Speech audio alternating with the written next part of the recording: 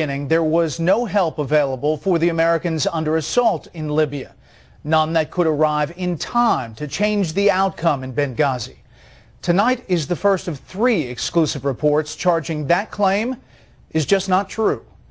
Because the special operator in this piece is fearful of reprisal, we have agreed to conceal his identity. Correspondent Adam Housley has the story. Many Americans are asking, indeed, I asked myself, how could this happen? In the 7 months since the Benghazi attacks on 9/11, information from the administration has been incomplete at best. Details and timelines provided by the State Department, the U.S. military, and the CIA have been contradictory and failed to answer many questions. In December, a State Department review concluded there simply was not enough time for U.S. military forces to have made a difference. Having said that, it is not reasonable nor feasible to tether U.S. forces at the ready to respond to protect every high-risk post in the world. But members of the military who are monitoring events in Benghazi disagree. Only a few dozen people in the world know what happened that night, and Fox News spoke exclusively with a special operator who watched the events unfold and has debriefed those who were part of the response. I know for a fact that C-110, the EUCOM SIF, was doing a training exercise, not in the region of Northern Africa, but in Europe. And they had the ability to react and respond. The C-110 is a commanders in extremis force. In layman's terms, a 40-man special operations force capable of rapid response and deployment, specifically trained for incidents like the attack in Benghazi. That night, they were training in Croatia, just 3.5 hours away. We had the ability to load out, get on birds, and fly there at a minimum stage. C-110 had the ability to be there in 4 to 6 hours from their European theater to react. They would have been there before the second attack. They would have been there before the second attack. They would have been there at a minimum to provide a quick reaction force that could fill out of the problem situation. Nobody knew how it was going to develop.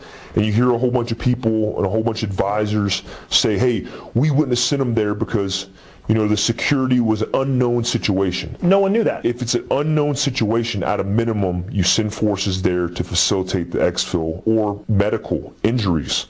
We could have sent a C-130 at Benghazi to provide medical evacuation for the injured. Our source says many connected to Benghazi feel threatened and are afraid to talk. So far, confidential sources have fed some information, but nobody has come forward publicly on camera until now. The problem is, you know, you got guys in my position, you got guys in special operations community who are still active and still involved, and they would be decapitated if they came forward with information that could affect high-level commanders. Despite the concern, our confidential source says the community feels there was a betrayal all the way to the top, and that people on the ground in Benghazi were left to fend for themselves. I don't blame them for not coming forward.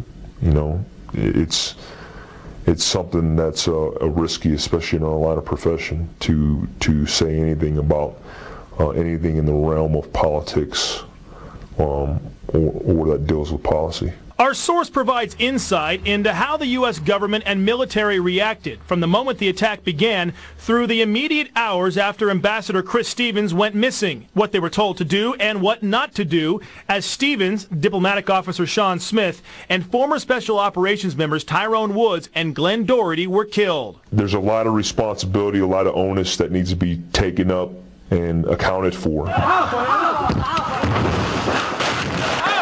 The attack began about 9:30 p.m. on September 11, 2012 at a diplomatic compound in Benghazi and culminated roughly 7 hours later at a second location, a CIA annex about 1 mile away.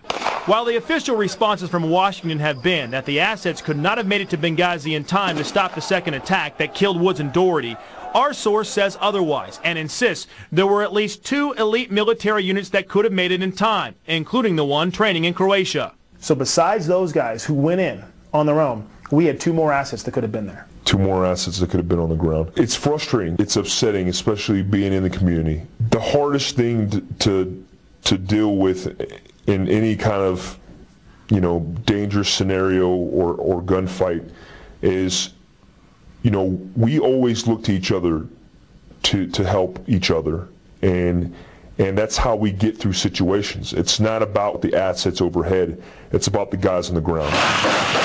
He also says that as the attack began, there were at least 15 special forces and highly skilled State Department security staff available in the capital Tripoli who were not dispatched, even though they were trained as a quick response force.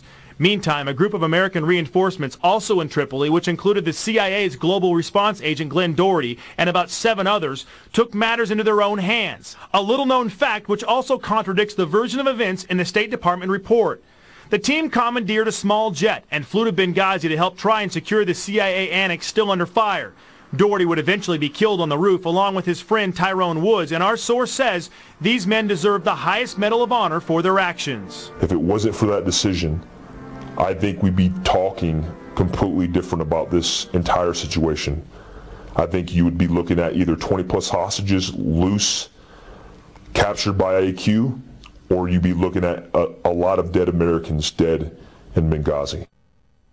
We've heard some of these same details from a number of our other sources who have not yet come on camera, also some of our British sources on the ground that night. Brett, tomorrow more of our exclusive interview, including the hunt for those responsible or the hunt that's lack thereof.